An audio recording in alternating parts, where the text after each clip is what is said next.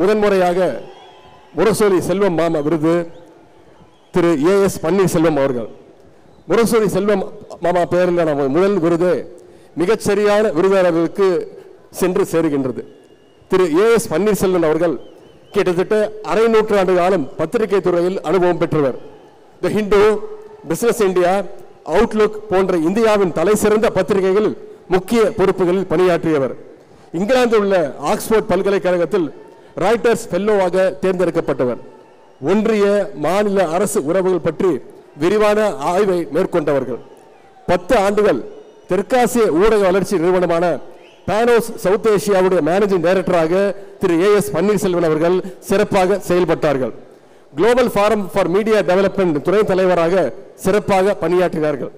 India முழுவதும் பல அடுத்த தலைமுறை இளைஞர்களை பத்திரிகையாளர்களாக உருவாக்கிய ஆற்றலுக்கு பெருமைக்கு சொந்தக்காரர் தான் திரு ஏஎஸ் பன்னீர்செல்வம் அவர்கள். தற்போது நம்முடைய தமிழ்நாடு அரசு புதிதாக நிறுவியுள்ள சென்னை இதழியல் கல்வி நிறுவனத்துடைய தலைமை இயக்குநராக சிறப்பாக பணியாற்றி வருகின்றார். இது அனைத்திற்கும் மேலாக முத்தமிழர் கலைஞருடைய வாழ்க்கை வரலாற்று நூலை கலைஞர் லைஃப் என்ற புத்தகமாக எழுதியவர்.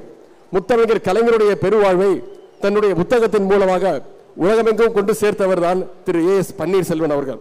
அவருக்கு 2025ஆம் ஆண்டிற்கான முரசொலி செல்வம் விருது வழங்கப்படுவதில் முரசொலி அறக்கட்டளை மிகுந்த பெருமை அடைகின்றது, மகிழ்ச்சி அடைகின்றது.